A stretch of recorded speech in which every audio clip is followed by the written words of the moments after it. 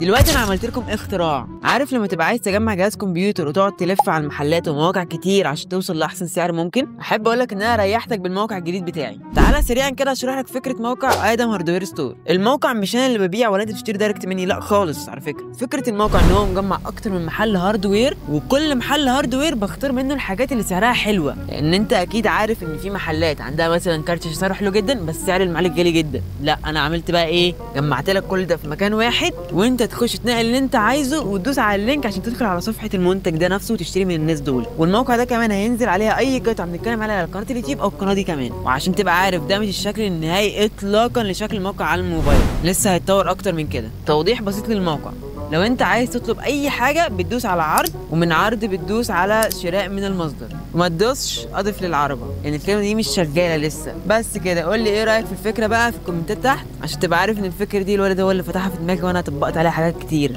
الكلام ده تحت التهديد، ها؟ اسكت خالص.